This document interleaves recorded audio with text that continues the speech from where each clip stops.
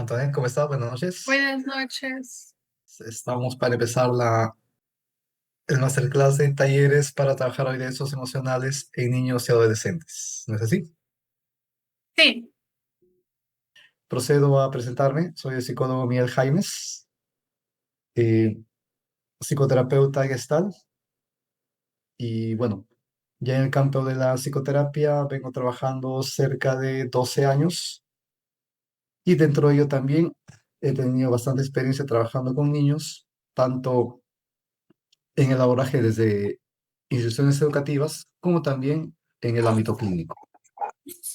Entonces, es un gusto dirigirme hacia ustedes. También soy docente de el Instituto ICEPS en lo que es formación en psicoterapia gestal.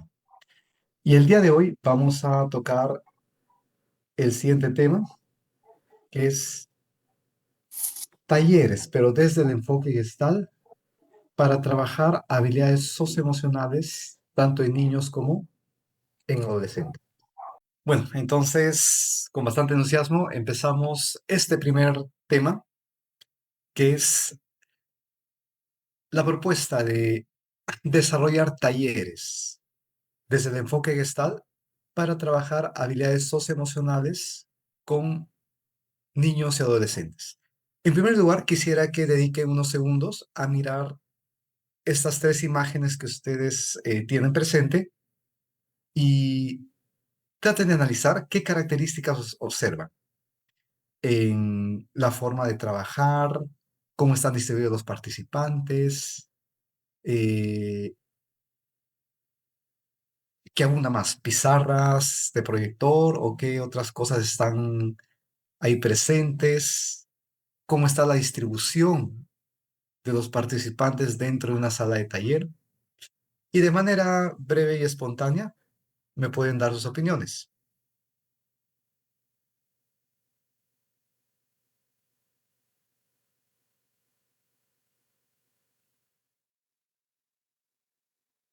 se podría decir que es algo un poco más libre, no es tanto estructurado, no tienen a los alumnos en carpetas como usualmente se hace en las aulas, simplemente hacen como que se acoplen al entorno y se sientan un poco más cómodos.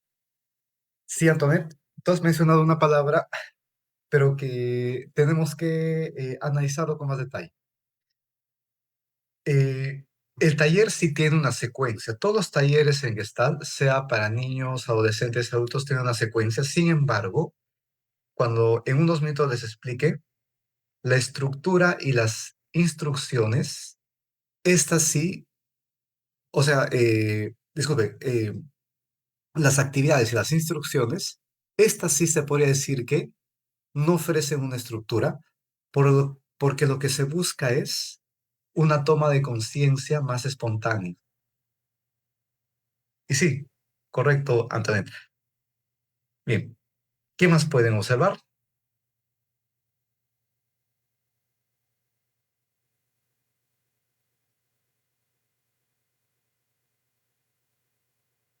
Antoinette también mencionó de que eh, es posible que la teoría no sea la actividad más preponderante en un taller.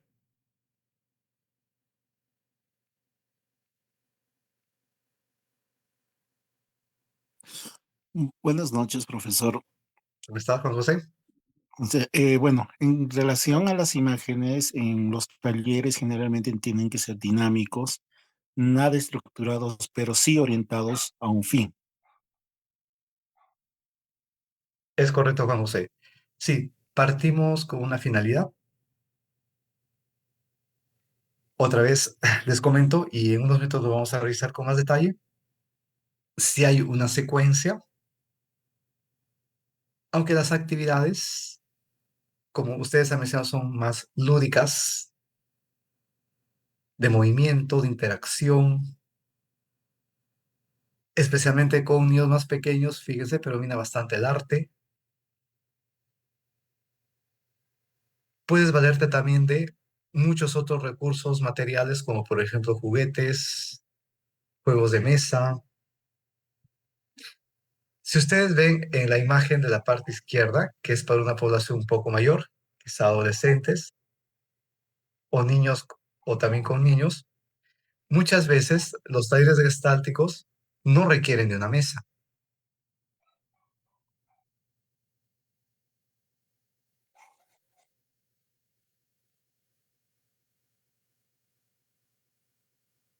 Muy bien. Entonces, estas imágenes les sirven para de repente ir analizando y teniendo una primera impresión respecto a el diseño y ejecución de talleres desde el enfoque gestal. Las actividades suelen ser bastante lúdicas. Las instrucciones no implican actividades bien estructuradas, sino actividades que implican a la acción, la toma de conciencia. No usamos mucha teoría en los talleres desde el enfoque gestal. Y lo que buscamos más es un autodescubrimiento. Y como ya mencioné 2 veces anteriormente, una toma de conciencia.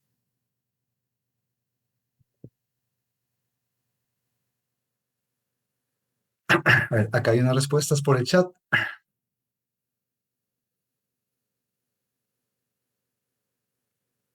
Muy bien, ya lo había comentado Juan José, tanto verbalmente como por chat. Karen menciona que observa bastante la realización de juegos.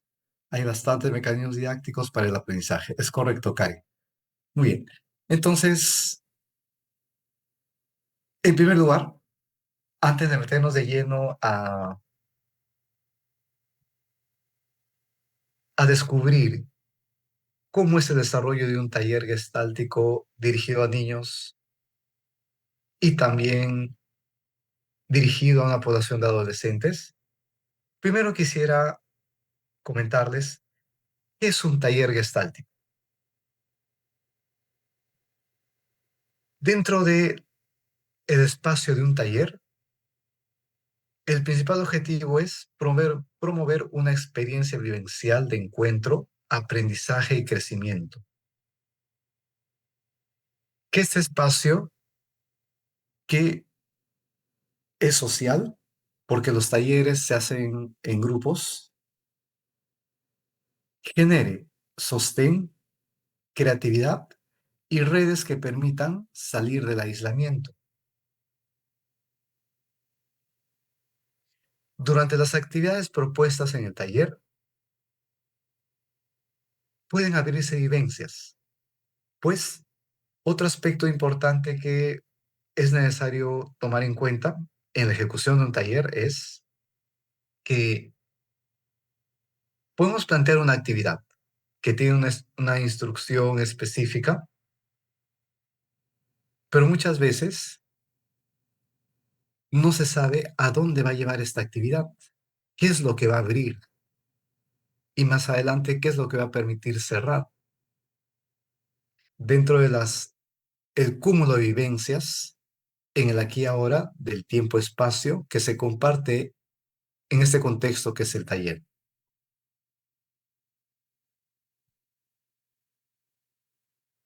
Cuando diseñamos los talleres desde el enfoque gestal, estos talleres tienen una temática específica que buscaremos desarrollar a través de actividades experienciales, proponiendo ejercicios que puede hacer cada participante por su cuenta o también ejercicios donde todos los participantes intervienen, tanto individuales como grupales. Y Castanedo, en 1990, explicaba qué es lo que ocurre dentro de un entorno de taller.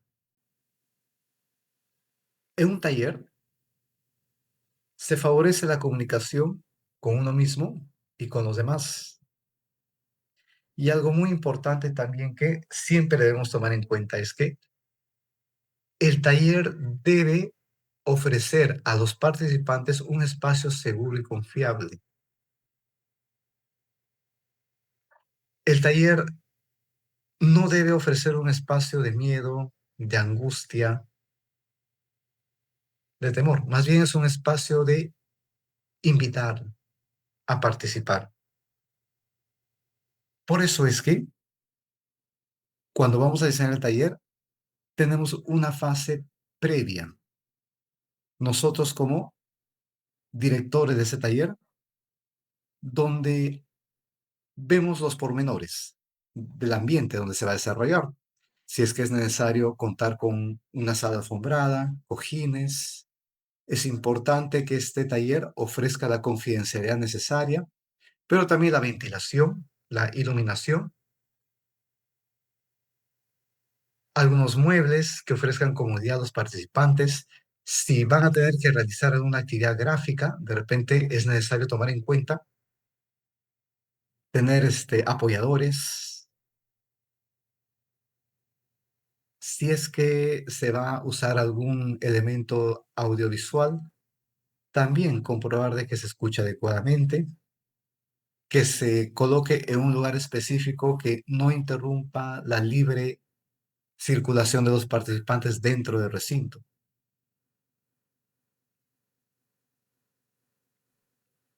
Las instrucciones de las actividades, como en unos minutos les voy a especificar cuando les comente cuál es la secuencia de un taller,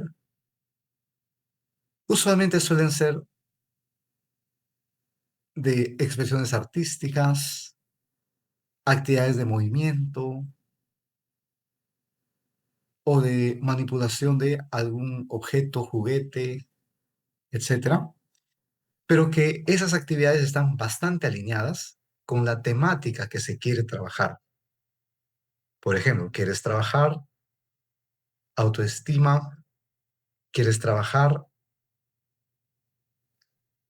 gestión de emociones, control de la ira,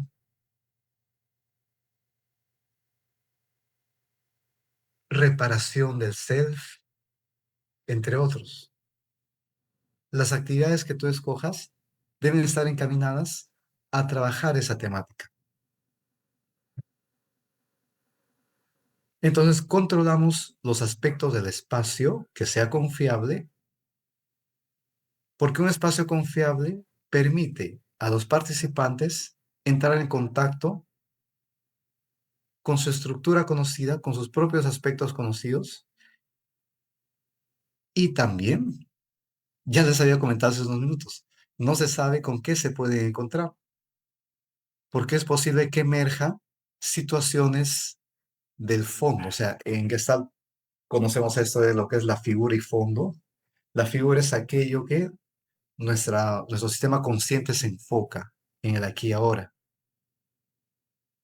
Y todo lo que sale de ese enfoque de atención y concentración queda en el fondo. Y muchas veces hay bastantes cosas que han quedado en el fondo. En el caso de los niños, y un poquito más en los adolescentes, a veces no lo quieren sacar por temor, por vergüenza, por amenazas. Y en un taller pueden salir.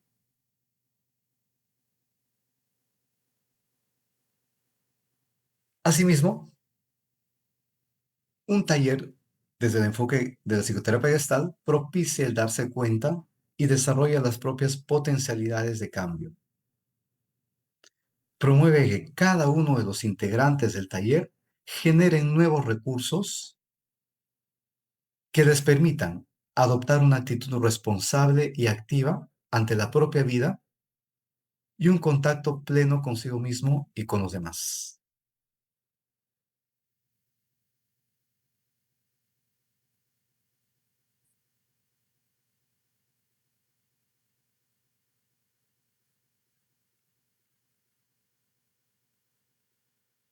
Y les mencioné la palabra contacto.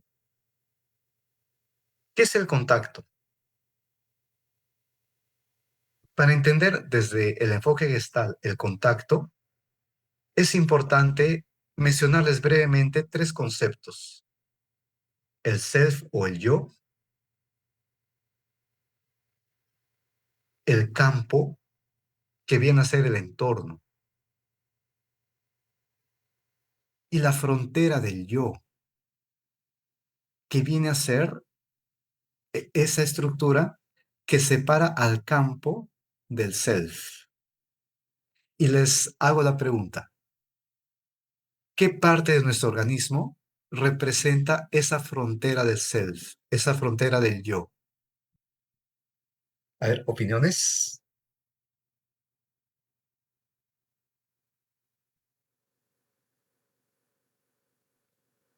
De manera libre pueden comentarme por el micrófono o de repente por el chat.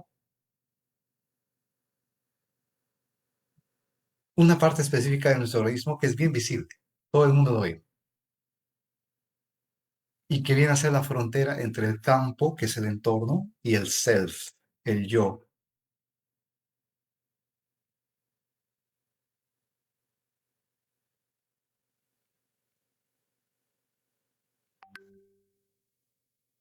Antoinette, Nurestela, Juan José, Verónica,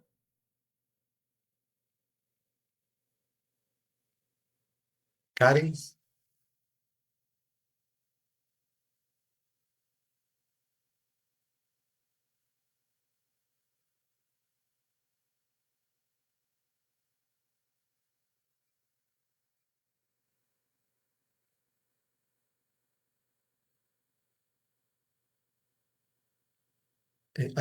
Para comprobar, se me está escuchando, ¿no es cierto?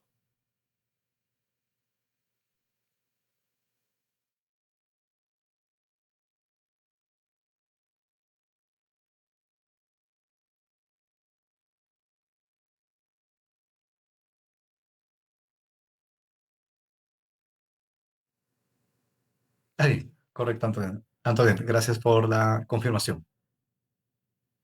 Bueno, entonces les comento, la frontera entre el yo y el campo, que es el entorno, viene a ser la piel. Sí, nuestra epidermis es lo que nos separa del entorno. Y es en esa frontera donde nuestro yo va a establecer el contacto con el campo y con los otros yo que existen en ese campo. Ese contacto se va a establecer a través del lenguaje, a través de la comunicación, de la palabra. También se va a establecer a través de los gestos, a través de las caricias, a través de la presencia corporal. Muy importante, por ejemplo, de los cuidadores o progenitores, al menos en los primeros años de vida.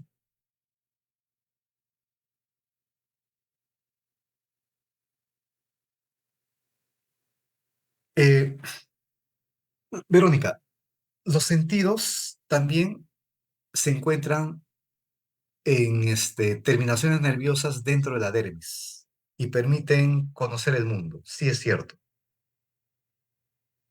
Los sentidos intervienen bastante en el contacto, pero principalmente ese contacto se da a través de la piel, de la dermis. Ese contacto empieza incluso en el vientre materno. Cuando la madre coloca sus manos en el vientre, habla y ya se establece un contacto. Lo mismo del padre.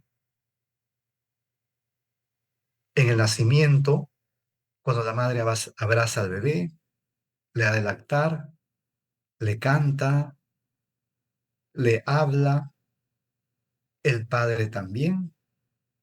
Por ejemplo, a veces también es muy recomendable que en ciertos momentos el papá tenga un contacto con el bebé, piel con piel. Muchas veces si el papá está con el torso desnudo, que abraza al bebé porque es parte de ese contacto, es parte de la generación de la confianza en los seres humanos en su etapa de desarrollo. Pero también hay muchas cosas que pueden ocurrir en nuestro ciclo vital que prohíben el contacto. En su mayoría es la ausencia paterna, la ausencia emocional y física, básicamente. Puede ser que los progenitores vivan en la misma casa, pero son bastante ausentes. Otro puede ser de repente el exceso de castigos físicos o demasiada drasticidad. O también puede ser exagerado contacto. Un contacto tan exagerado que ya no brinda un espacio íntimo propio a cada persona. Este tipo de situaciones se vuelven inconclusas en las personas. Estas situaciones inconclusas muchas veces se quedan en el fondo, no en la figura. Y lo que van a provocar más adelante, ya de repente cuando el ser humano tiene 4 añitos, 5 añitos, 6 añitos, 12 años, 15, 18 años, y hasta en la adultez, la posibilidad de prohibirse el contacto. Estas personas se prohíben el contacto con quedarse callados, calladas, no quieren contar nada, se guardan para sí lo que pasa en el colegio, o no aceptan un abrazo, o no quieren abrazar, no quieren acariciar, o tantean demasiado hasta que esta persona realmente les dé confianza para establecer ese contacto. Muchas situaciones pueden haber ocurrido para que esto pase. Temor o miedo al rechazo, el deseo de contactar a los demás es grande, pero ese temor impide. Y es como si desde el niños ya nos vamos imponiendo una serie de límites y no nos permite abrirnos a ese contacto con el campo y con nosotros yo.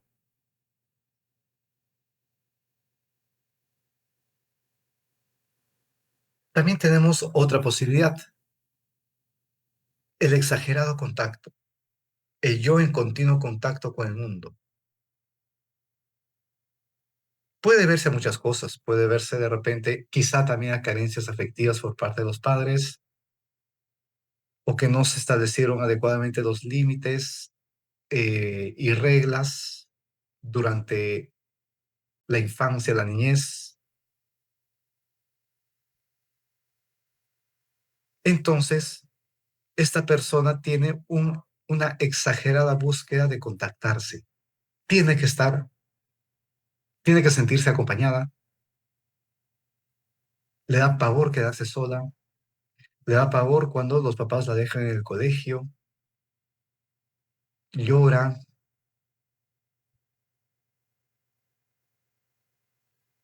pierde la espontaneidad, empieza a aceptar las opiniones y puntos de vista de otros y cada vez menos usa su propia creatividad.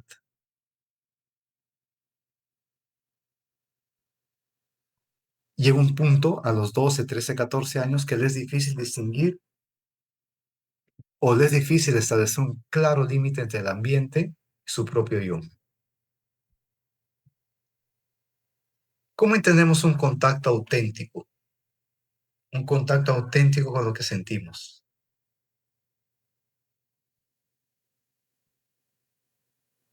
El contacto auténtico implica expresar puntos de vista, expresar espontáneamente muestras de afecto y cariño, que puede ser un abrazo, que puede ser un beso, que puede ser echarse en el regazo de la mamá, de papá o de algún adulto de mucho afecto, contar de lo que te pasa.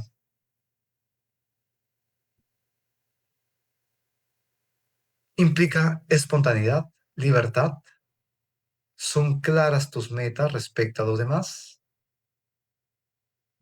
Tus límites con el campo y con nosotros son claros y flexibles.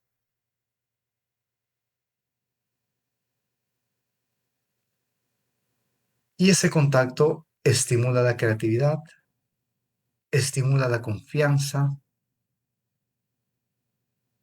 estimula la apertura a desarrollar vínculos afectivos, sea con amigos, con familiares, con otros adultos de autoridad como docentes, entre otros. Acá en el chat me parece que hay un... Juan José comenta que se puede crear una dependencia emocional cuando hay mucho contacto. Juan José, muchas veces lo que podemos comentar son eh, consecuencias frecuentes, porque cada persona tiene una historia personal, individual, propia, pero también se ha visto cuando se hace un seguimiento a través del tiempo con las anamnesis, o si es que se tiene la oportunidad de seguir a un paciente por más de un año, 2 años, 3 años, y donde se ha visto que demasiado contacto puede generar dependencia emocional, muchas veces sí, en el sentido de que ese demasiado contacto ha implicado que los papás no dejen que el niño o la niña atraviese por situaciones frustrantes. Han evitado por todos los medios que atraviese por esas situaciones frustrantes. Muchas veces no a propósito, porque implica un poco el amor, el cariño que le tienen, que no quieren que no les pase nada. Pero eso que es lo que genera, pues, que también esta persona se vuelva muy dependiente del entorno para afrontar las demandas propias del día a día.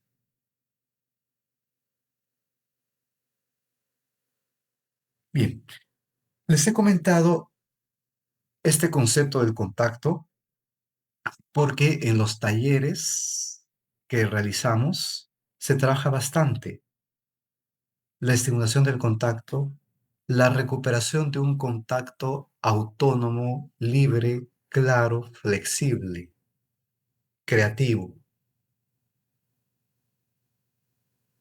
Romper ese temor a establecer ese contacto. O si el contacto es demasiado exagerado con el entorno, aprender a establecer límites claros y flexibles. Este concepto de contacto les he comentado desde la mirada de Salama 2004.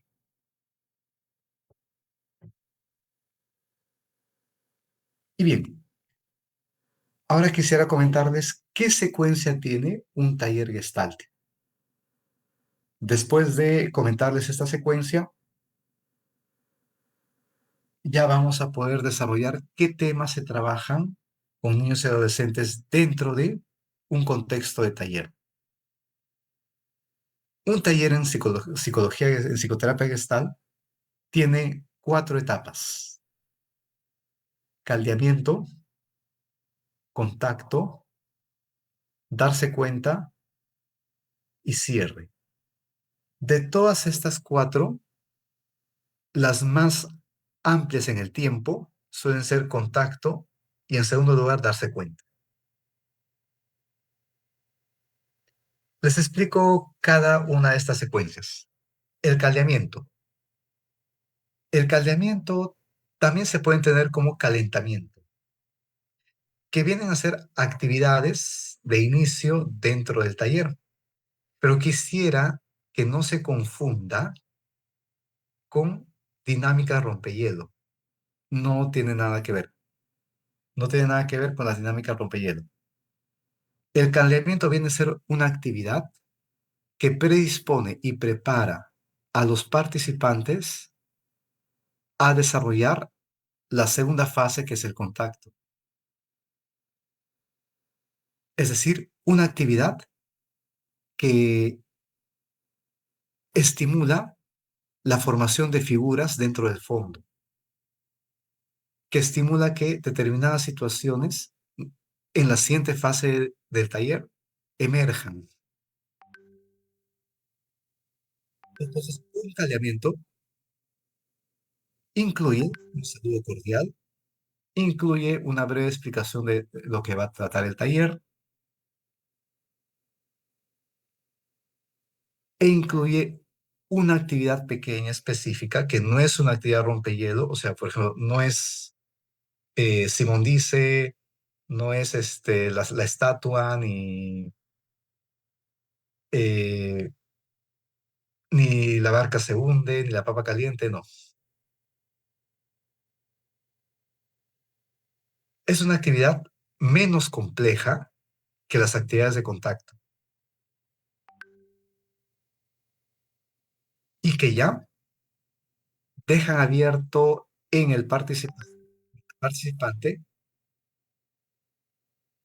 la actitud para trabajar y vivenciar la temática correspondiente al taller.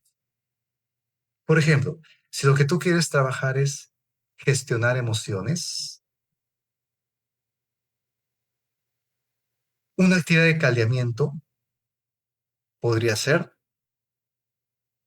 que les propongas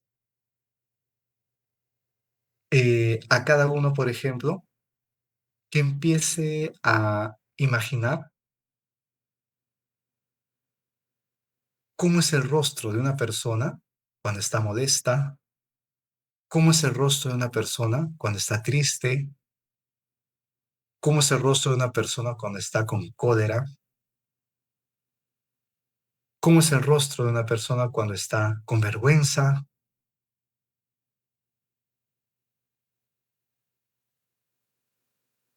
y con ayuda de el facilitador o facilitadora y cofacilitador, porque también quiero comentarles que los talleres gestálticos suelen tener dos personas que lo dirigen, que es el terapeuta y hay un coterapeuta o cofacilitador o cofacilitadora. Entonces los participantes van estableciendo esos rostros o los van reconociendo de repente en algunas paletas que les vas presentando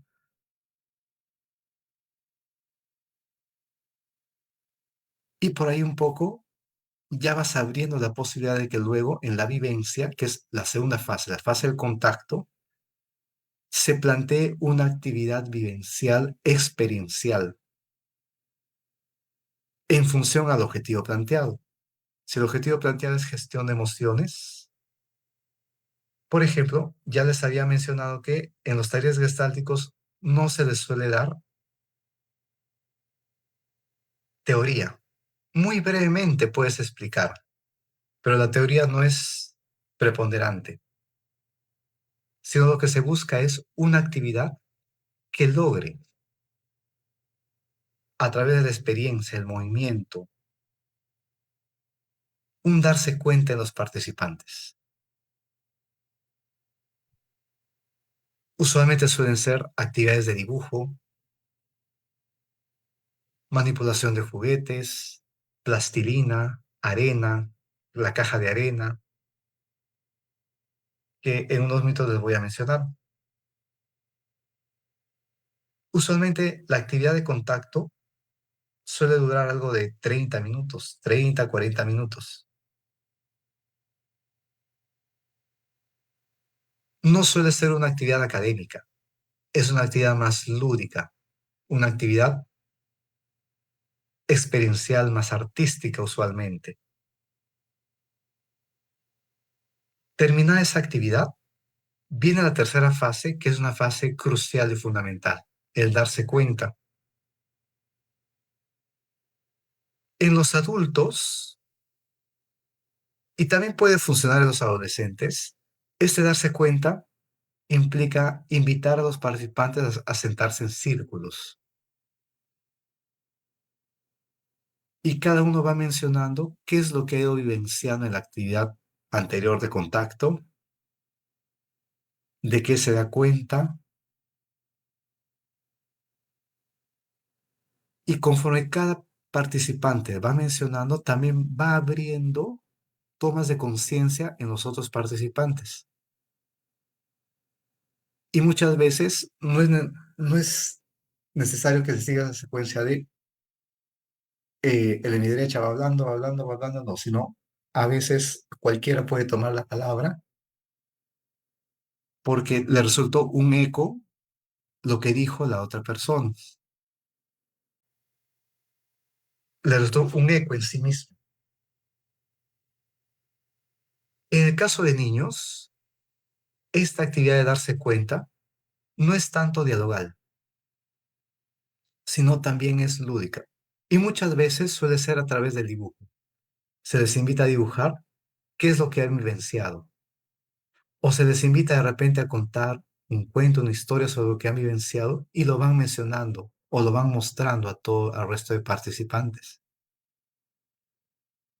Y de ahí puede darse un poquito más el diálogo.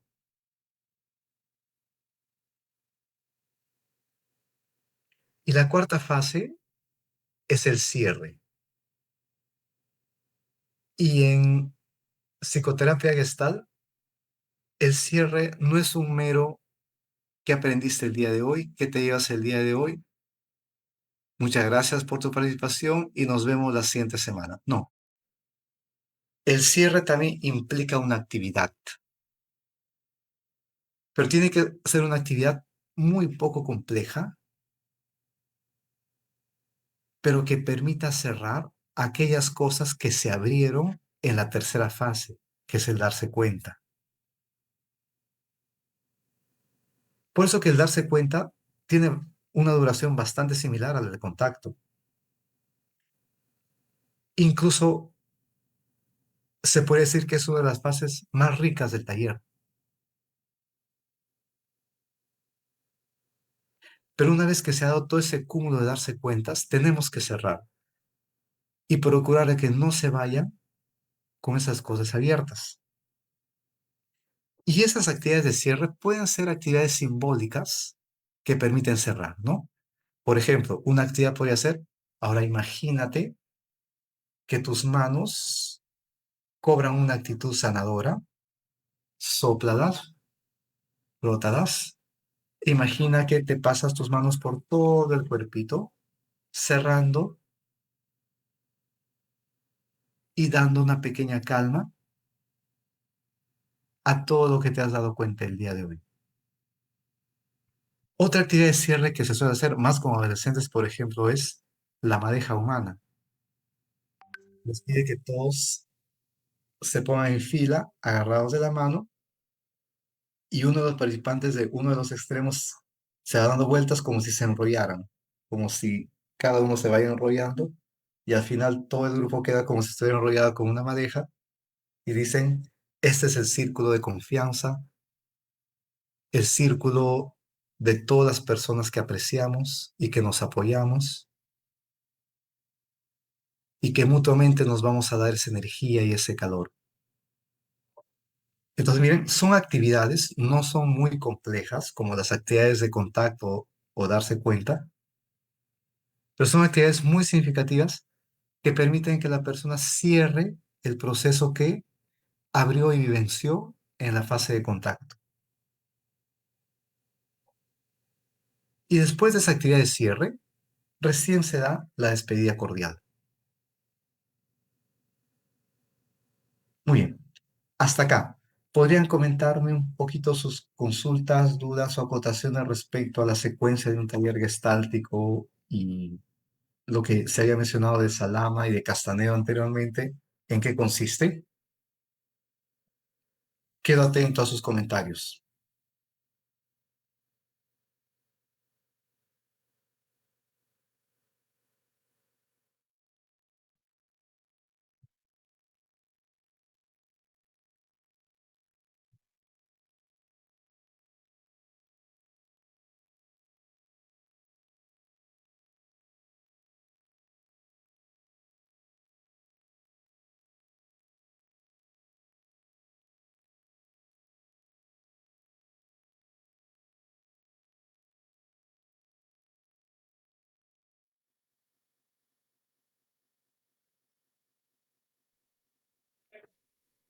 Podría ser que el taller trata de enseñar tal vez a través de las vivencias que se hagan dentro del mismo, o, o enseñarle a identificar a los niños tal vez a través del juego, a través de cosas cotidianas, ¿no? Como que es el dibujo o el relatar algún cuento.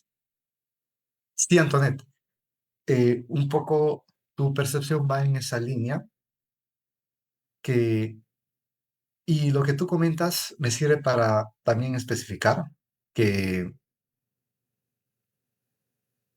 cuando se ha tenido la oportunidad de, en investigaciones, comparar actividades donde predominaba mucho la teoría, mucho la explicación de psicoeducación, que ojo, que también es importante.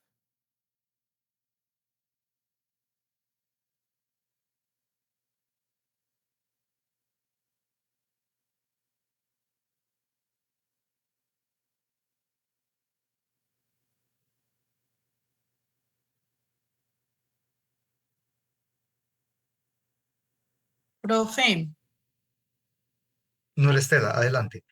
profe, ay, espera que este perrito está. Profe, o sea, yo me acabo de dar cuenta entonces que a mí me toca ir a trabajar a un colegio, a talleres, a hacer actividades, pero pues la verdad yo del enfoque estático, lo poco y nada que sé de la universidad para mí es nuevo en este momento y bueno, soy muy aperturada a entender muchas cosas que me parece que lo que ha dicho usted en el inicio ha sido muy chévere porque lo plantea de una manera distinta, por ejemplo, como yo en mi caso, ejecuto los talleres. Entonces, pues básicamente, por ejemplo, sea un tema libre, ¿no? O sea, uno le pregunta a los jóvenes, o bueno, ya uno le dan unas temáticas, pero, por ejemplo, surgió algo en un taller que hicimos, o una actividad, porque yo no digo que sea taller ya con respecto a lo que usted está diciendo, y es una actividad donde uno va y habla con ellos sobre, por ejemplo, ellos querían hablar sobre sexualidad, pero como el tema es tan complejo y tenemos que regirnos por lo que dice el Ministerio de Educación, pues finalmente terminamos hablando sobre la autoestima, pero no así como usted lo dice, sino que pues empezamos a ver la definición de qué es el autoestima, qué piensa cada uno que es el autoestima, pero no se trabajó nada de lo que usted está explicando allí. Sí. No, Estela, eh, qué bueno que comentes esto. Y eso sirve para mencionar lo siguiente. Esta secuencia de taller es bajo el enfoque de la psicoterapia gestal. En la formación de psicología, tanto en pregrado como en posgrado, y también en la experiencia profesional, eh, ha primado bastante la elaboración de talleres bajo el enfoque cognitivo-conductual.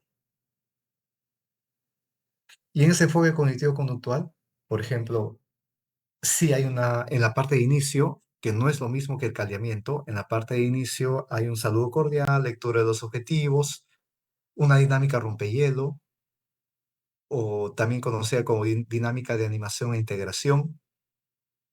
Y de ahí sí surge una exposición teórica que puede ser de 5, 8 minutos, luego la presentación de un video o un caso que refuerce, se les invita a trabajar en pequeños grupos, exponen.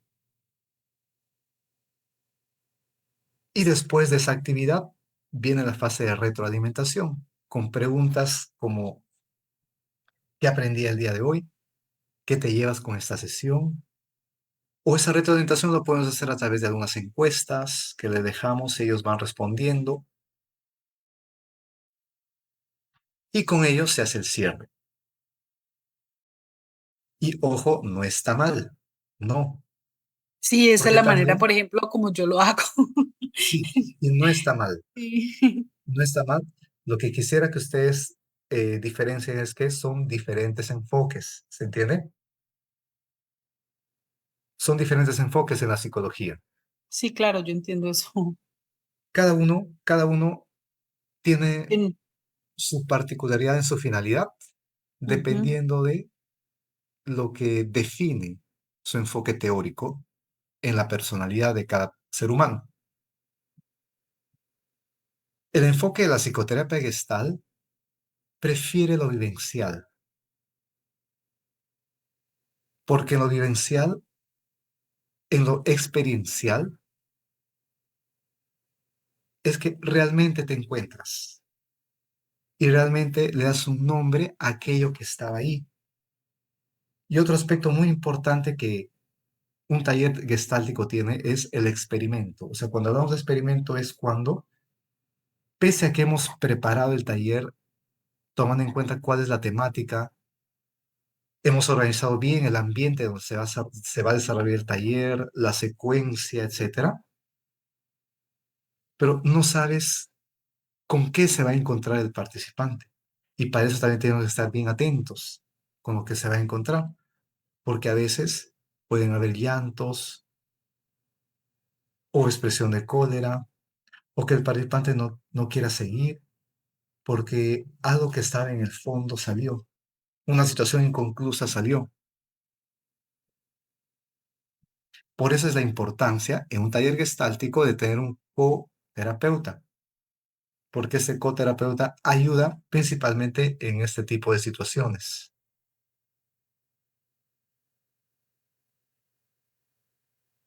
Bien, entonces, recalco, los talleres de corte cognitivo-conductual no es que sean malos, no es que sean inadecuados, sino que tienen otra estructura y otra propuesta. Y se enfocan más en la parte del aprendizaje cognitivo, el aprendizaje significativo, que más adelante lo que facilitará es una adecuada toma de decisiones de los participantes. Dentro del taller gestáltico lo que se busca es un encuentro, un autodescubrimiento, una asimilación y una toma de decisiones. Juan José está comentando por el chat si estos talleres también se pueden aplicar a pacientes adultos con enfermedades crónicas. Muy importante tu pregunta, Juan José. En adultos, y eso también vamos a llevar a adolescentes y niños, si están pasando por situaciones muy crónicas, no es recomendable un taller. Por ejemplo, una violación. Por ejemplo, alguna dificultad clínica.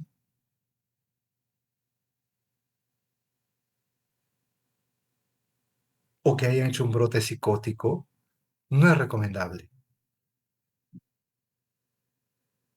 Porque de por sí lo que se va a encontrar va a ser bien, bien difícil de asimilar, ¿no? Entonces, por eso también hay que tomar muy en cuenta que la participación de personas con aspectos muy crónicos a veces puede ser contraproducente. Y muchas veces, a veces los papás no saben, porque los niños muchas veces tienden a guardarse las cosas y no decirlas y no saben que está pasando por una situación crónica y participan en un taller y bueno, la cosa a veces se desborda. Bien. Karen comenta, es cierto que la Gestalt cambia el comportamiento del paciente ya que propone no reprimirse, llegando a imponer sus deseos, pudiendo crear conflictos con sus seres queridos. No tanto así, Karen. Lo que la Gestalt propone es que, uno, tú te encuentres a ti mismo y después de ese encuentro contigo mismo, también tomes conciencia de tus encuentros con los otros. Entonces, en la Gestalt no va a pasar de que me di cuenta que mi mamá, mi papá para manipulando mi vida y diciéndome lo que tengo que hacer, al final tengo que hacer lo que ellos dicen.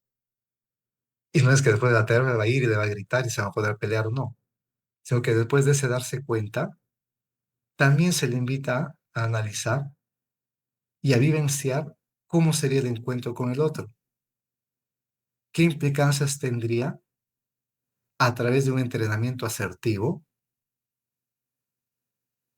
de repente romper esa dinámica neurótica que se había generado en la familia?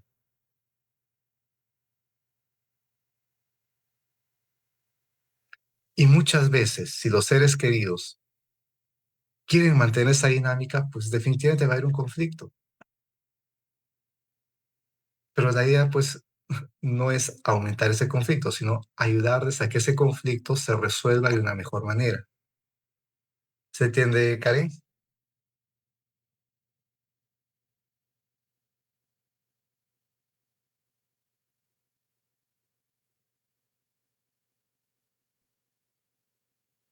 Muy bien. Entonces continuamos. Haciendo un breve resumen, el taller gestáltico tiene esta secuencia. Caldeamiento. Usualmente el caldeamiento suele durar unos 15 minutos, 20 minutos. Contacto, que es el más largo, 30 minutos. El darse cuenta, otros 25 minutos. Y el cierre, más o menos unos 20 minutos. Entonces, un taller gestáltico más o menos dura entre una hora y media a 2 horas. Usualmente 2 horas.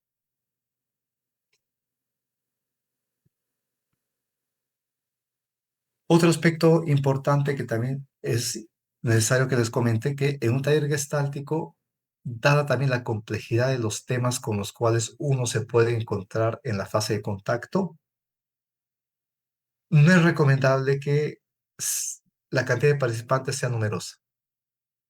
Entonces puedes manejar más o menos entre 6 a 8 participantes, ¿no?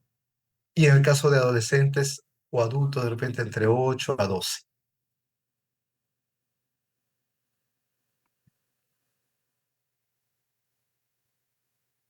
Un dato adicional para que se entienda los temas que se pueden trabajar dentro de los talleres gestálticos en la temática de el desarrollo de habilidades socioemocionales, tanto en niños como adolescentes.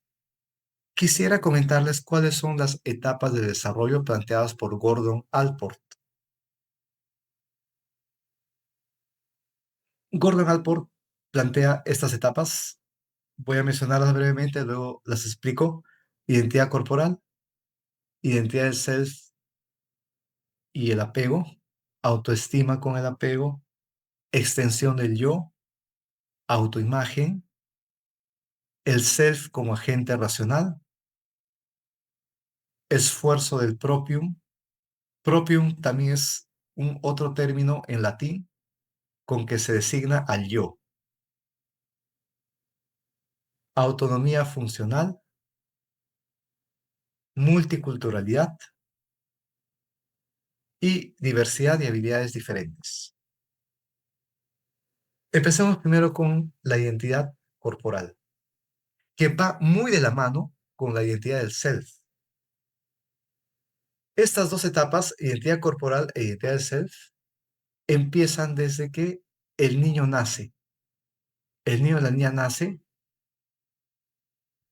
y primero, antes de ganar la identidad corporal, el niño cree que es una parte de la mamá, como un apéndice de la mamá.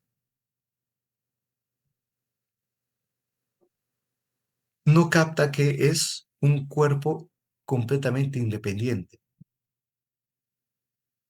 Y esto lo va a ir captando con el movimiento.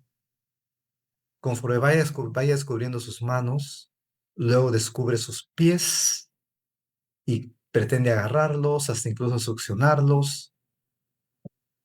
Conforme la cabecita va teniendo un poquito más de fuerza a los 3 meses, ya se va levantando y conforme va gateando, ya se percata completamente que es un cuerpo independiente.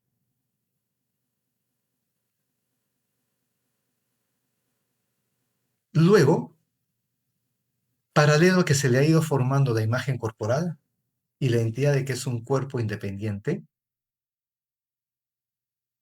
empieza a tomar conciencia de que es un yo, de que es todo un sistema integrado de órganos, de sistemas, de pensamientos.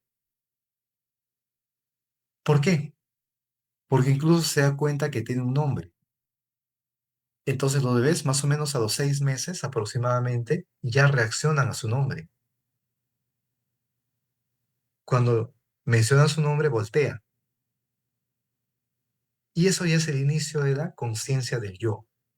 Ya se percata que tiene emociones, se va conociendo cada vez más. Y esta identidad del self no va a terminar a los 6, 7, 8 meses. Empieza en esa etapa, pero va a estar extendiéndose más o menos hasta los 5 o 6 años. Y dentro de esa identidad del self, o sea, miren lo importante que es esto. Dentro de la identidad del self, o sea, de que va tomando conciencia de que es un yo, recién ahí se percata que hay otros. Entonces, primero yo tomo conciencia de que soy un yo y de ahí me percato que hay otros. Y estos otros con mucha frecuencia interactúan conmigo. En su mayoría es la mamá, de ahí también el papá. Y ahí es donde va surgiendo el apego. El apego surge primero con la frecuencia de interacción. A ver, un momentito, por favor, que voy a conectar mi máquina antes de que se apague.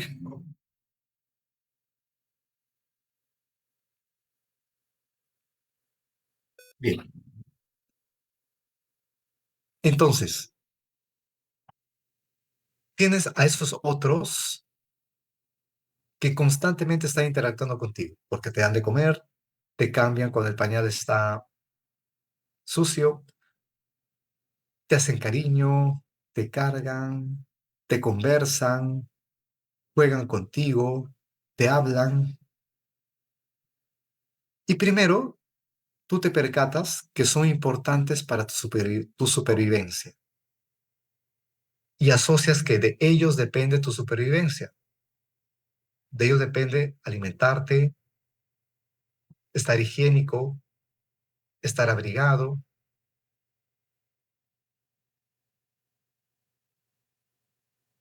Y esa asociación hace que poco a poco los empieces a extrañar y a querer.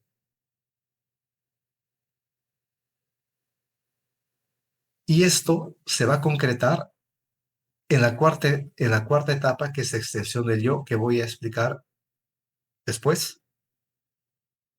Porque miren, la identidad corporal empieza a los días de nacido, pero se termina de consolidar a los 6 años. Igual, la identidad del self a veces hasta se consolida entre los 6 hasta los 12 años, pero empieza a los 6 meses. Y más o menos a los 2 años, o año y medio, 2 años, dependiendo tu desarrollo motor, cuando la mamá ya se percata que puedes caminar, te va dando órdenes, porque ya percata que puedes ser un poco más independiente, pero órdenes a las cuales no estabas acostumbrado, como por ejemplo, no te levantes antes de terminar toda la comida, no te ensucies, avisas cuando quieras ir a hacer tus necesidades, saluda. Y bueno, frente a este sistema de órdenes que venían a ser reglas y normas sociales, los papás y la familia te van a premiar o te van a sancionar. Eso lo que va a ocasionar es que se vaya formando el elemento de la autoestima. Va a depender mucho de cómo los papás ejercen ese sistema de normas, ese sistema de valores, y también de qué manera elaboran las sanciones o los premios. Si son demasiado drásticos, si son demasiado abusivos o demasiado permisivos.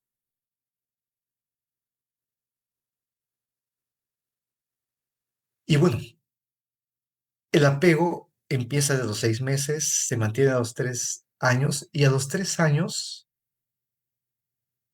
empieza una fase que va a determinar el cariño y el amor que el ser humano va a sentir por sus seres queridos, que es la extensión del yo.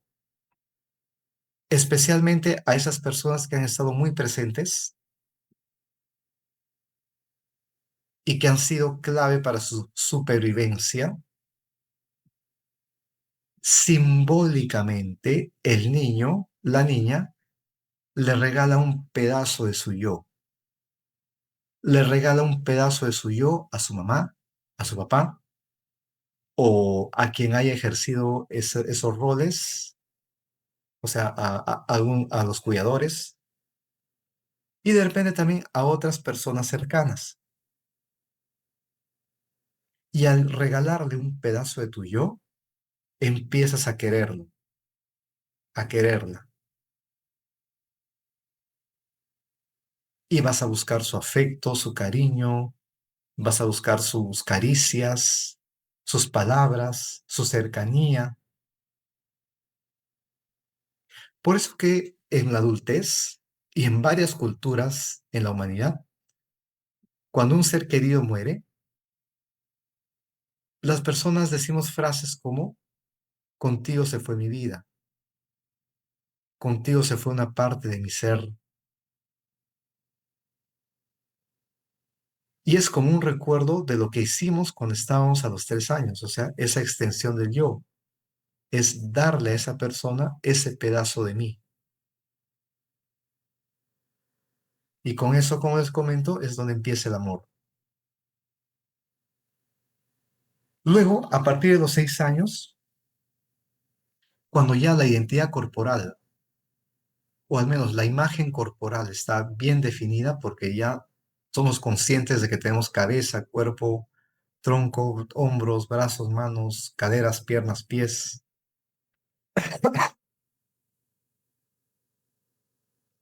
y que reconocemos la izquierda, la derecha, arriba, abajo, empieza a formarse nuestra imagen personal,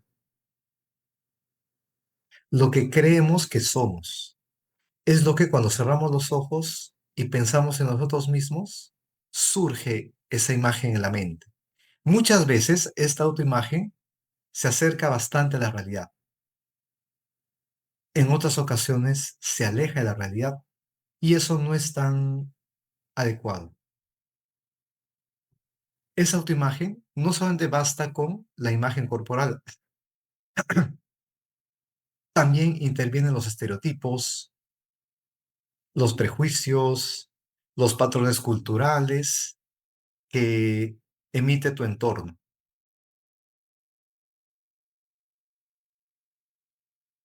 Luego, entre los 6 a 12 años, el yo va tomando conciencia de su razonamiento, va tomando conciencia de su capacidad intelectual y que con su capacidad intelectual puede resolver problemas. Esa sería la fase de el self como agente racional.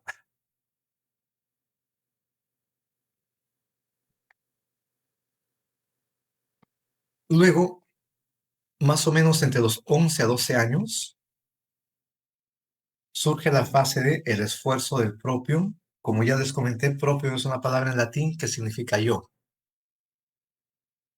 El esfuerzo del yo, en donde en esta fase empieza a surgir la vocación y empieza a surgir la idea de que uno puede ser independiente y lograr sus metas con su propio esfuerzo.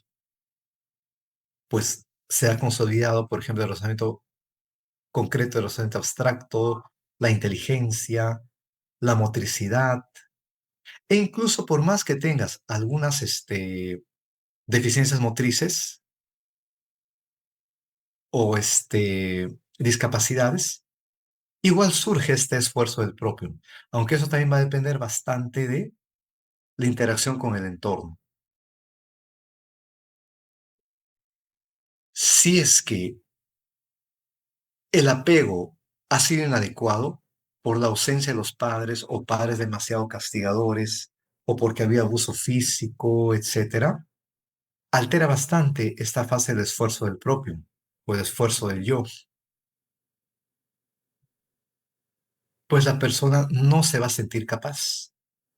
Porque una persona, por más que tenga una discapacidad, pero que ha podido pasar bien estas fases, en la fase del esfuerzo del propio, reconoce cuáles son sus habilidades, reconoce hasta dónde puede llegar.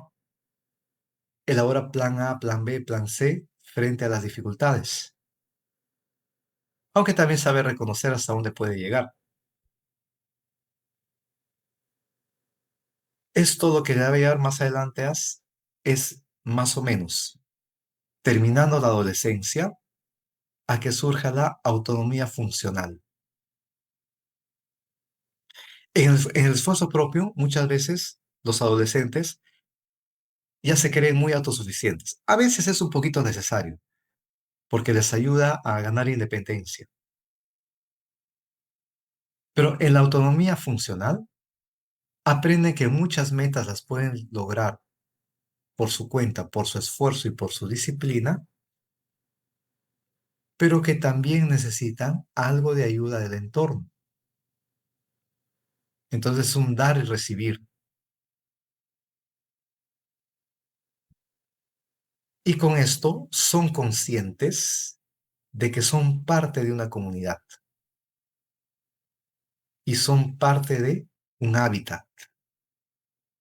Y que esas serían ya las últimas fases de multiculturalidad y diversidad y habilidades diferentes.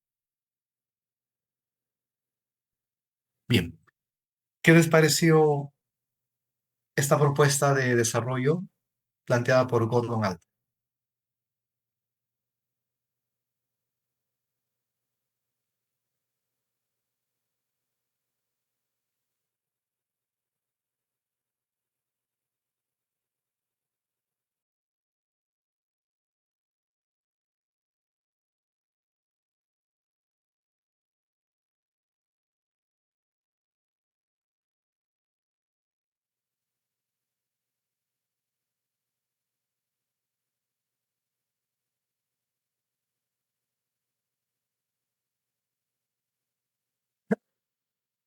¿O todavía lo están asimilando?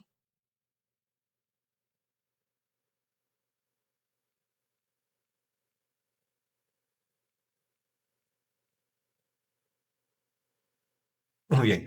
Bueno, cualquier consulta o pregunta, solamente levante la mano o pueden escribir por el chat. Bueno, entonces, explicadas estas etapas de desarrollo, desde la mirada de Gordon Allport, les lanzo esta pregunta. Para ti, ¿qué habilidades socioemocionales debe tener un niño y un adolescente? Y acá sí me gustaría que me compartan por el chat.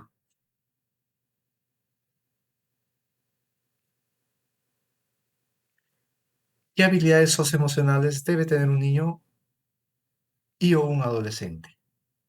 A tu criterio.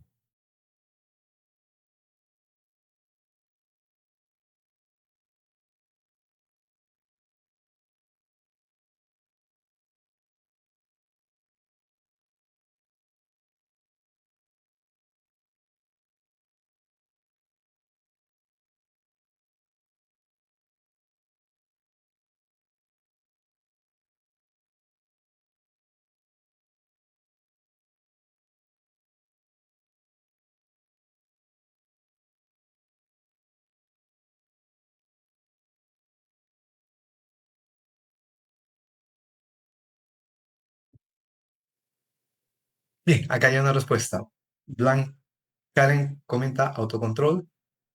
Blanca, regular sus emociones, desarrollar la empatía. Muy bien. Nurestela comenta reconocimiento de sus emociones, tolerancia a la frustración.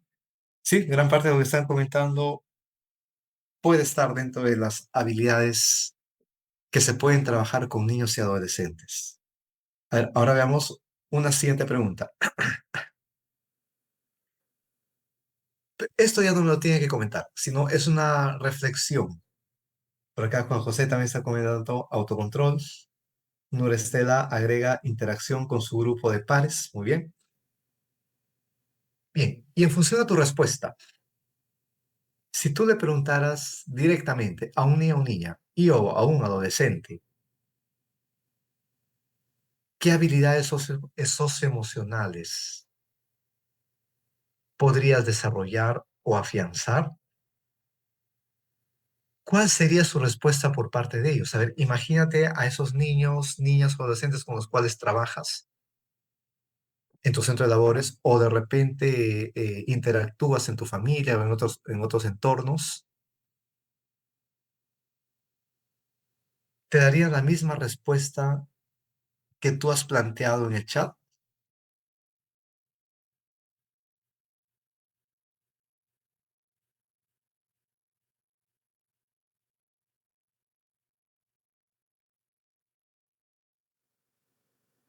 Ajá, mira, Verónica acá está comentando que no sería lo más común que responda a ello porque de repente no es una pregunta que se le suele hacer, ¿no es cierto, Verónica? Quizás. Juan José más bien dice que ellos pedirían ser más comprendidos, pedirían ser escuchados. Nurestela comenta de que quizá la respuesta que los niños o niñas no coincida con la que ella dio. Y algo muy importante que está mencionando Nurestela y también me parece que va en sentido de lo que también ha planteado Verónica, es que todavía les falta un bagaje respecto a lo que son las emociones, nominar esas emociones y saber cómo se manifiestan. Bueno, Blanca también lo está comentando de esa manera. Creo que primero sería reconocer y expresar sus emociones. Correcto. Bien.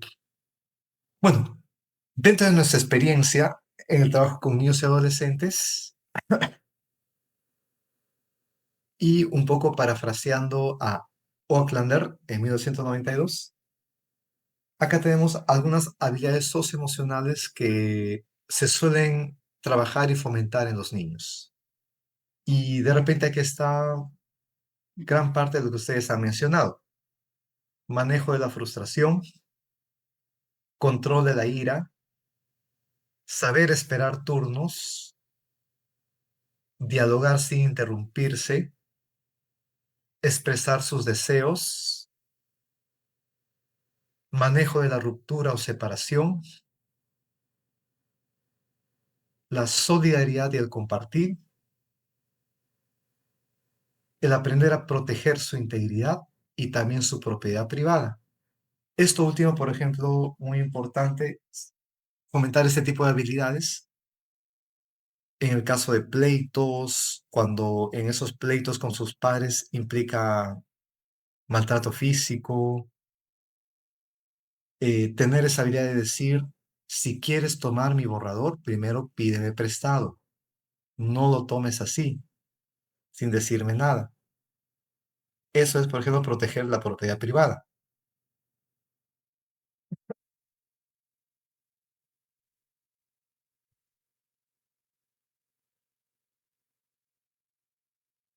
A ver, Melba está comentando, mayormente muchos adolescentes no conocen lo que son las habilidades socioemocionales. Sí, Melba, especialmente cuando en la primaria no han habido actividades en tutoría o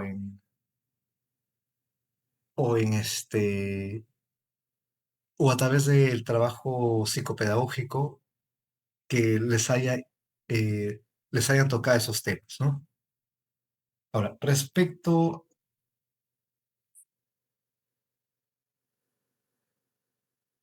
a las técnicas gestálticas que podemos emplear en el desarrollo socioemocional en niños o en niñas, desde el enfoque gestal. Primero, el oso Segismundo.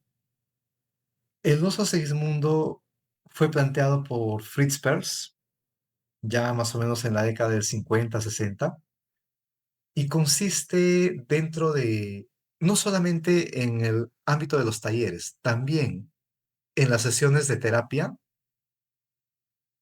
contar con un oso. Un oso lo suficientemente grande, más o menos que pueda medir un metro aproximadamente.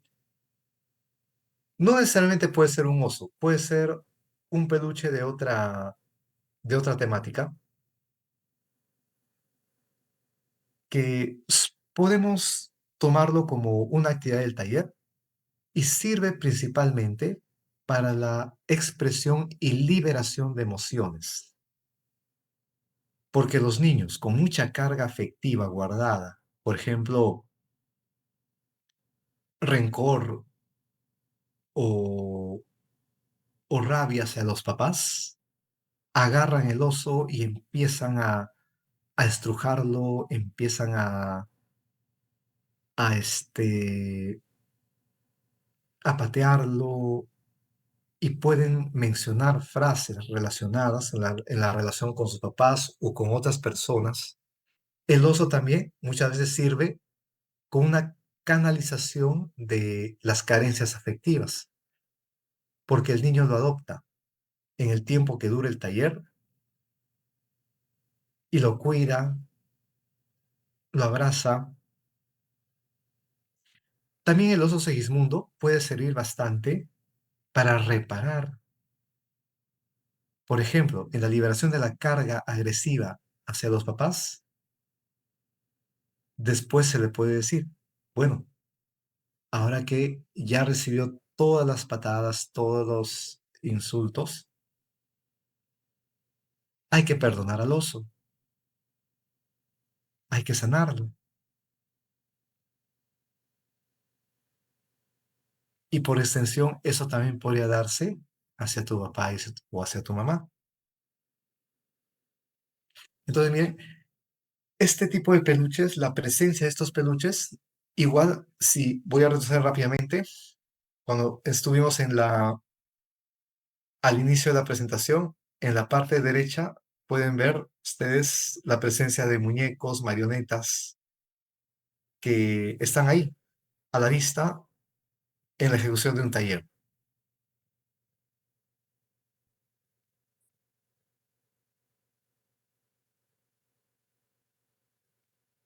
Otra actividad que puede ser, acá como está comentando, los conocen solo que no se dan cuenta que ya no les hicieron dar cuenta. ¿Te refieres a las habilidades socioemocionales, Juan José? Sí, profesor. Muy bien. Bueno, otra actividad que también se puede tomar en cuenta dentro de la fase de contacto muchas veces, en un taller gestáltico, o sea, en la segunda fase, por ejemplo, es cuidar un huevo. Se les da un huevo a cada niño, se les puede dar acuarelas, témperas, plumones para que lo pinten, le pongan ojos, le pinten el rostro, etcétera. Y lo tienen que cuidar por todos esos 30 minutos, 20 minutos. Por ejemplo, ahí también se fomenta bastante entre las habilidades emocionales el control de la ira, la empatía, el autocuidado.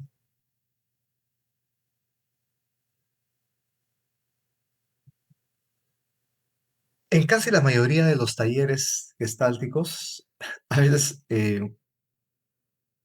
se suele dar bastante preponderancia con frecuencia al dibujo y arte, al arte de descubrimiento. Entonces a veces se les entrega papeles, un cúmulo de plumones, crayolas, lápices de color. Y en muchas ocasiones el dibujo y el arte se suele usar con bastante frecuencia para la tercera fase, que es el darse cuenta, especialmente de niños más pequeños. Pero también lo puedes usar en la fase de contacto. El dibujo y arte funciona bastante bien en el caso de niños que tienen papás demasiado autoritarios y que a veces tienen miedo de delatarlos en la sesión terapéutica o en una sesión de taller, pero que en el dibujo sí lo hacen. Y a veces cuando se les invita a dibujar y verbalizar lo que van dibujando, va saliendo de manera espontánea toda esa carga afectiva que puedan tener. En el arte de descubrimiento, por ejemplo, eh, se puede usar lo que es el pintarse las caritas o pintarse ellos mismos o traer un maniquí, pintar al maniquí. Claro que para esto tienes que usar pinturas adecuadas que salgan fácil, que no causen tanta suciedad en el ambiente, etcétera, ¿no? Otra actividad que te puede ser recomendable es la caja de arena. La caja de arena es excelente. Ustedes la pueden ver en la parte derecha central. Ven una caja de arena y ahí se ha colocado una serie de objetos. La caja de arena de por sí invita a liberar emociones. El simple hecho de agarrar con los puños un pedazo de arena y aplastarlo y dejar que la arena vaya bajando, entonces ya es liberador. El simple hecho de estar haciendo esto con la arena hace que eh, eliciten emociones, especialmente emociones de rabia, de cólera, de frustración. Y más si en esa caja de arena permites que el niño interactúe con otros juguetes, entonces simbólicamente va a expresar su día a día.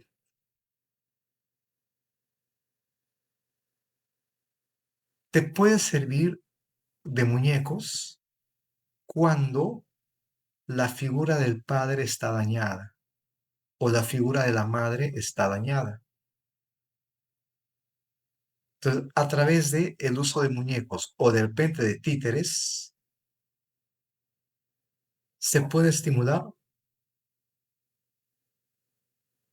a que el niño no necesariamente es que acepte que el papá puede ser muy drástico o de mucho abuso físico, la mamá, etcétera, pero sí a buscar un entendimiento que le ayuda a desligar que la cosa no es con él ni con ella.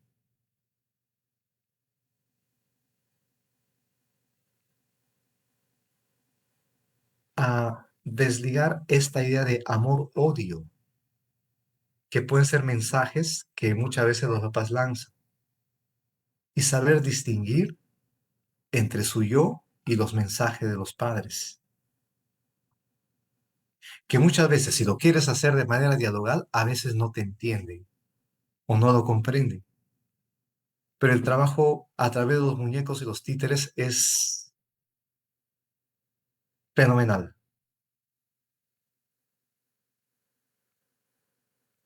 El storytelling o contarles cuentos también puede ser una actividad que se puede trabajar dentro de un taller gestáltico. Usualmente los cuentos están relacionados con alguna de sus actividades diarias o con sus emociones. Los cuentos también sirven para reparar. Cuando hablo de reparar, puede ser reparar al mismo niño y también reparar a sus figuras de su entorno. Cuando hablo de reparar al mismo niño es que el niño en su autoconcepto, autoestima, autoimagen ha sido muy dañado por los mensajes que se le ha brindado, por los abusos que puede haber sufrido. Con el storytelling se le puede orientar y decir lo que ya les comenté, que también se trabaja con los muñecos y fortalecer su frontera del yo y decir lo que te digan otras personas, por más que sea tu papá o tu mamá, tú tienes la libertad de quedarte con ellas o desecharlas. Tú tienes la libertad de votarlas.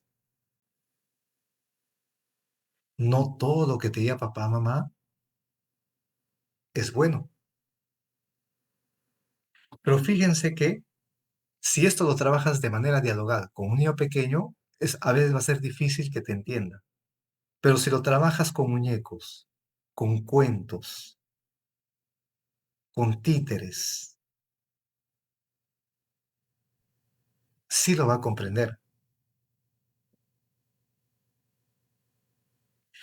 Por ejemplo, en el caso de niños que han pasado por situaciones traumáticas, y que sienten que parte de su cuerpo está dañado, está manchado, está destruido simbólicamente,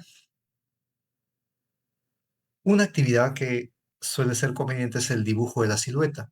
Y para esto necesitas una hoja, en Perú, por ejemplo, lo conocemos como papel craft, o sea, es una hoja tipo periódico, pero así bien grande. Lo ponemos en el suelo y, y el niño o la niña se echa encima y otro niño con un plumón dibuja su silueta. Así cada uno se queda con una silueta. Y se le otorga diversos colores, donde van a ir ubicando, por ejemplo, las partes dañadas, las partes que han sido mejor cuidadas, y con un color específico, reparar las partes dañadas, darles una sanación.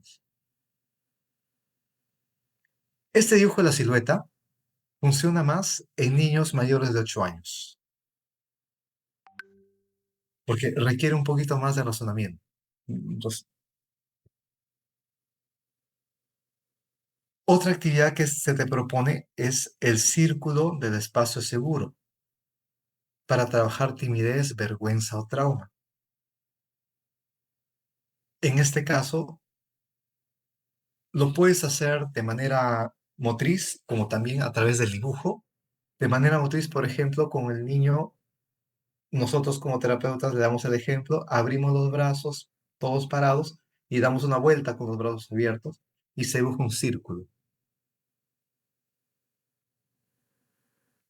Incluso con los niños a veces conviene que ese círculo se marque con una tiza en el suelo. Y le decimos, ese es tu espacio seguro, un espacio para ti, un espacio donde tú puedes ser lo que tú quieras y donde tú puedes invitar a entrar a quien más confíes. Y en ese espacio puedes trabajar tus miedos, temores, tus vergüenzas. Y les puede dar algunos simbolismos, por ejemplo, para reparar algunas cosas que cree que están dañadas. Una actividad que es bastante útil, por ejemplo, para trabajar lo que es este conocimiento de las emociones, es el ludo de las emociones. El ludo es un juego de mesa que implica tener un dado, ir avanzando con unas fichas, solo que ese ludo lo hemos confeccionado nosotros para que en cada parte haya alguna emoción, con una carita o un emoticón o emoji que lo represente, y le vamos explicando en qué consiste cada una de estas emociones. Parte de lo que les he comentado también es una propuesta de Oaklander, otras son algunas actividades que yo he realizado. Oaklander es un psicoterapeuta gestáltico que ha trabajado bastante con niños, por eso que lo estoy citando mucho. En el caso de adolescentes, pero déjenme ver acá, hay unos comentarios en el chat. Melba, ¿cómo trabajar con niños poco comunicativos? Melba, precisamente las actividades vivenciales son las mejores para niños poco comunicativos. Y dentro de eso, por ejemplo, las actividades artísticas o la manipulación con muñecos. Pero ahora que menciono muñecos, conviene bastante que sean muñecos de figuras que ellos suelen ver en la televisión o que son sus personajes favoritos. Por eso, previamente, cuando se hace un taller, se averigua y se pregunta a los papás qué personajes le gustan, qué series suele ver en la televisión. Y mejor que tengas ese tipo de personajes como muñecos o títeres. En la terapia Gestalt, por ejemplo, en la segunda fase, dentro de los talleres del contacto, No suele haber exposiciones ni parte dialogal, es mucho más experiencial. En la tercera fase es donde se da la parte dialogal, en la fase del darse cuenta. Y si el niño es muy poco comunicativo y todavía no quiere o no se siente expresar su punto de vista, recurre al arte, en los dibujos o en la manipulación de juguetes, ya te dice muchas cosas. Y bueno, Nora Estela está comentando que gran parte de esto viene, pues sí, de la teoría del juego, el juego simbólico, el juego reparador, el juego es muy útil para el trabajo con niños. Pero ahora veamos con adolescentes. Por ejemplo, con adolescentes muchas veces no vamos a poder hacer actividades que se hace con niños, porque ya no quieren hacerlo. Pero algunas sí pueden funcionar, como por ejemplo, a los adolescentes les gusta mucho que les cuentes cuentos. Ahora, es necesario que procures armar esos cuentos mucho mejores que tú los diseñes. No tanto busques cuentos que ya existen, porque puede ser que no los encuentres de acuerdo a la temática que quieres desarrollar. Es importante también que en los cuentos incluyas a sus personajes favoritos. Eso va a dar bastante significatividad. En este caso, en los adolescentes, ellos pues ya no están viendo series animadas ni anime. Bueno, de repente el tipo de anime, ¿no? Anime para adolescentes sí. Pero sí te averigues, por ejemplo, sus cantantes, sus artistas de series que suelen ver con frecuencia, y de eso armes cuentos. Los cuentos sirven para autoconocerse, sirven también como una forma de establecer criterios para tomar decisiones, sacan enseñanzas y también reparan.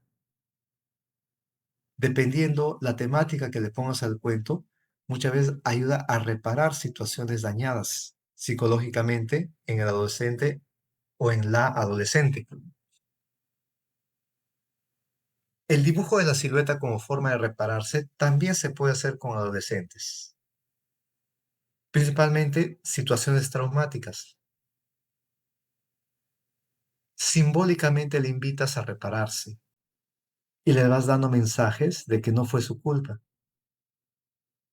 de que lo que hayan hecho otros no implica que veas esa parte de ti como manchada.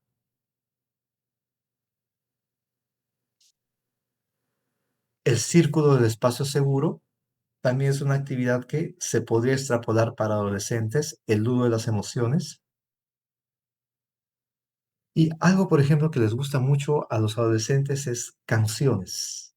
Muchas veces puedes colocar en la actividad de contacto, que es la segunda actividad de un taller, algunas canciones específicas que tengan que ver con la temática. No cualquiera que, que hayas encontrado en el YouTube, sino tienes que saber escogerlas.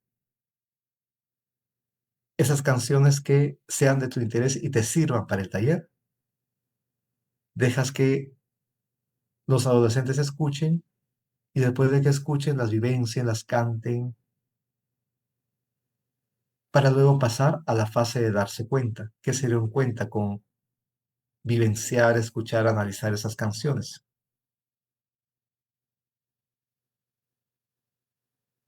O también puede ser que les invites en sus canciones favoritas a cambiarle de letra, con la temática que estás trabajando.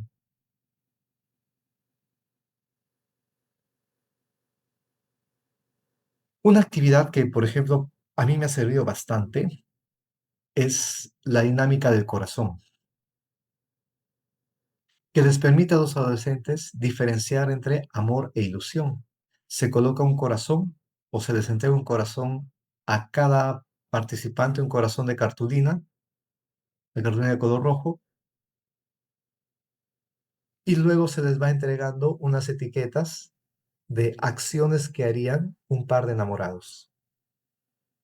Algunas adaptativas, otras desadaptativas. Y ellos van ubicando dentro del corazón aquellas tarjetas que corresponden a acciones de amor. Y fuera de ellas van a dejar las que corresponden a ilusión. Por ejemplo, esta actividad les hace reflexionar y que por ellos mismos diferencien, más que una exposición por parte del docente o el psicólogo o psicóloga, qué es amor e ilusión.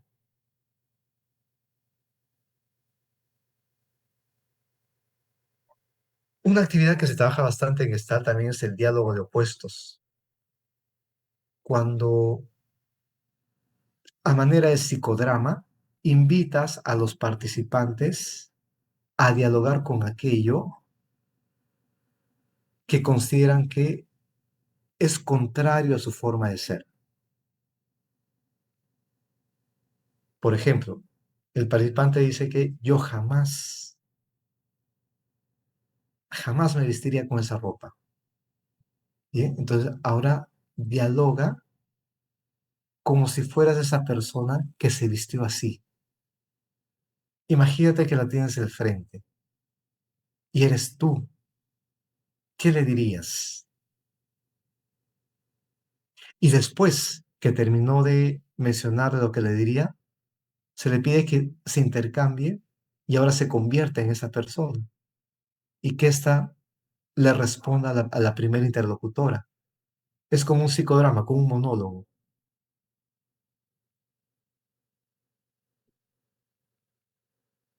Y de acá pueden salir muchas reflexiones. También puedes plantearle el diálogo con los aspectos que no te gustan de ti, aquello que detestas de ti mismo. Dialoga. Y créame que en ese diálogo, sin necesidad que le esté diciendo, pero tolérate, pero acéptate como eres, ellos mismos se encuentran en esa aceptación. Y eso es mucho más significativo cuando la toma de conciencia parte de ellos mismos. Y esa es la ventaja de que en los talleres gestálticos las actividades son más experienciales y vivenciales. Porque la significatividad del mensaje que ellos mismos descubren es mucho más fuerte.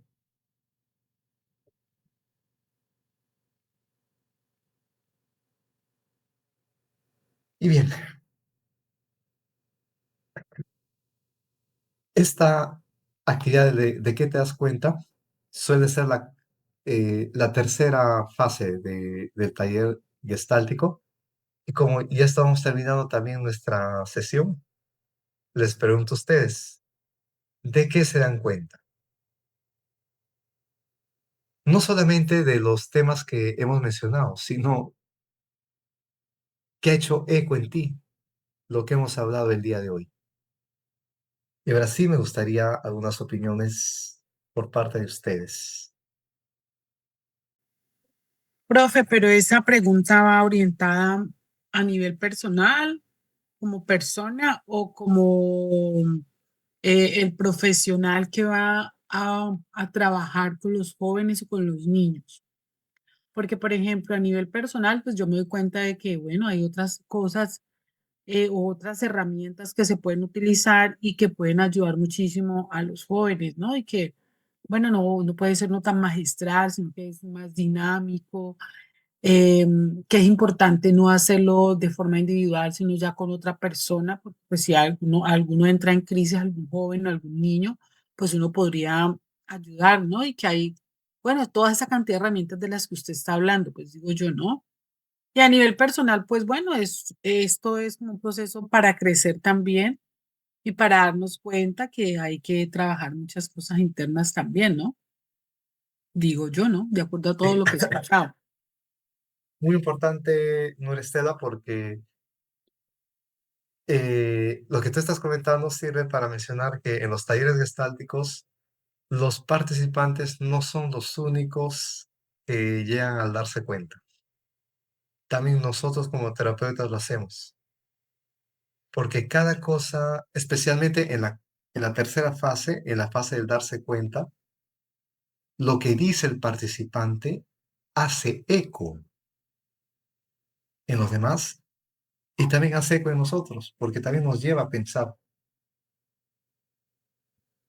y de repente también nos lleva a autodescubrirnos. Sí, es mutuo. Muy bien, Nora Estela.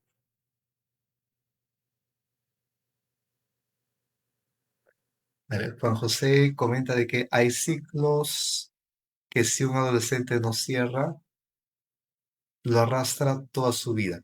Quizá toda su vida o en algún momento decida, pues, de una vez tratar de asimilarlo. A veces de manera adaptativa o a veces de manera desadaptativa. Juan José. Por eso que el espacio terapéutico es un espacio crucial para las personas, para fomentar más bien que esa situación inconclusa se resuelva de manera adaptativa.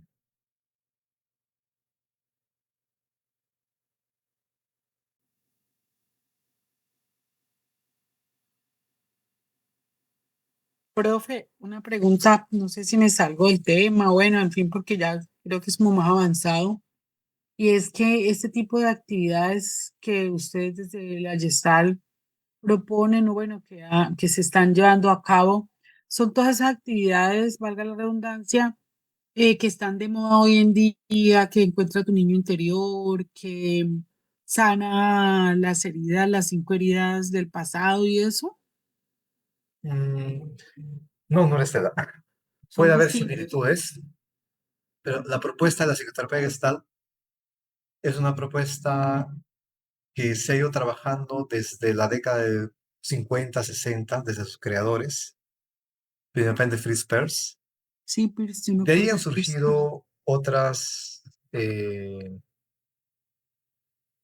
tendencias que pueden ser similares, pero, por ejemplo, esos Sanatos 5 Las 5 heridas de la infancia. heridas de la infancia, no necesariamente de Gestalt, porque las heridas de la infancia no suelen ser 5, pueden ser quizá más o menos. Ya.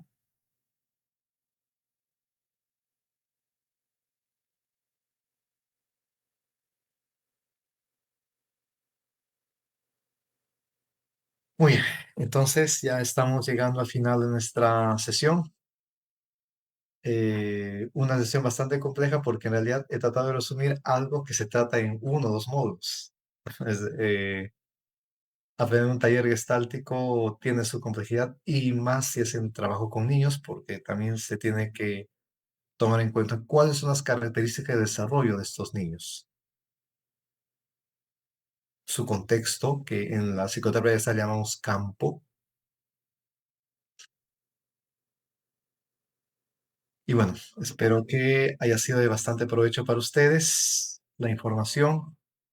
Como ya comentó la doctora Lisette, es una información introductoria que también seguro lo van a ir desglosando a lo largo de los módulos que ustedes van a ir teniendo.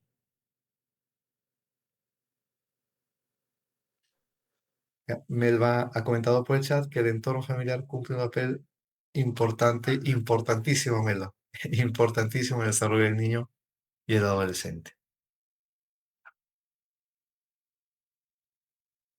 Bueno, entonces muchas gracias por su asistencia, su participación. Quizá en otros contextos nos volveremos a encontrar y bueno, que tengan muy buena semana.